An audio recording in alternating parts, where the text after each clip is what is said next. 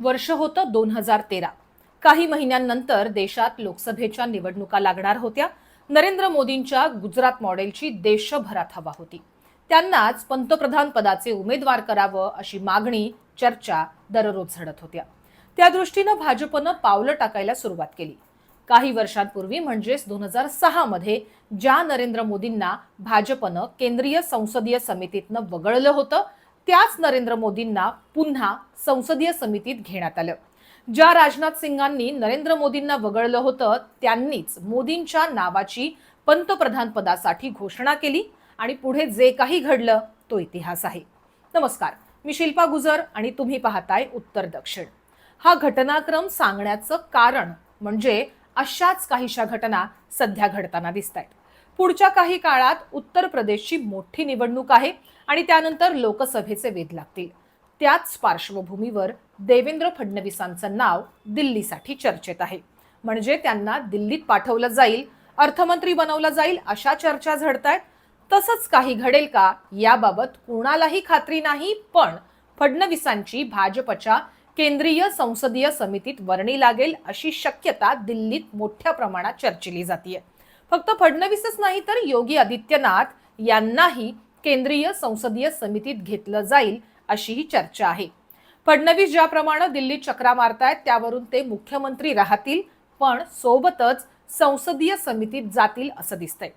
फडणवीसांचं हे प्रमोशन असेल यात संशय नाही, पण भाजपच्या केंद्रीय संसदीय समितीत गेले तर फडणवीसांचा फायदा होईल की तोटा?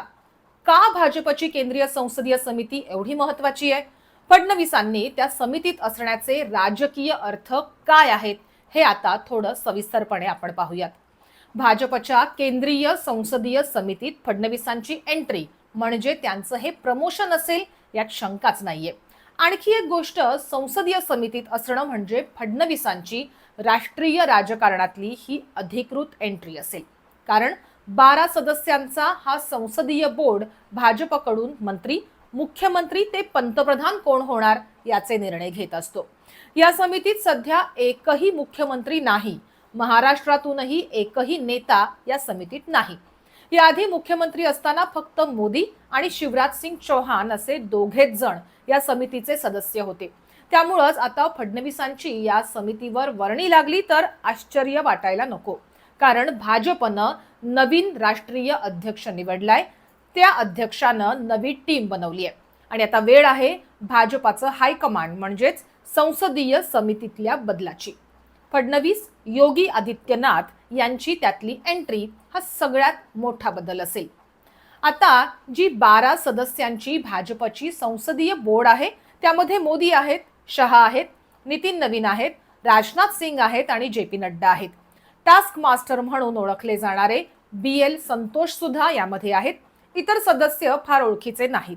आता याच संसदीय बोर्डात बदल करत राजनाथ सिंग आणि जेपी नड्डा यांना नारळ देऊन त्याऐवजी फडणवीस आणि आदित्यनाथ यांना जागा केली जाईल अशी चर्चा आहे। यात राजनाथ सिंगांनी स्वतःची खुर्ची सोडायला नकार दिल्याचं कळतंय। नितीन गडकरी सुद्धा या बोर्डामध्ये नाहीत, त्यामुळेच देशाच्या पुढच्या सत्ताकारणाचा चेहरा म्हणून भाजपला फडणवीस हवे आहेत यात शंका नाही। त्यांच्यासाठी RSS आग्रही आहे हे वेगळं सांगायला नको, कारण गडकरींना निवृत्तीचे वेध लागले आहेत।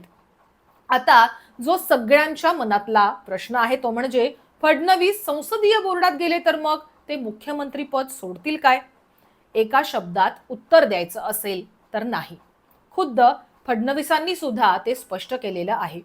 केंद्रात अर्थमंत्री, शिक्षण मंत्री असे कुठलेही पद घेण्यासाठी फडणवीस मुख्यमंत्री पद एवढ्या सहज सोडतील असं वाटत नाही, त्यात काही लॉजिक नाही। त्यामुळेच मी महाराष्ट्रातच राहणार, मुख्यमंत्री असणार हे ते वारंवार सांगतायत।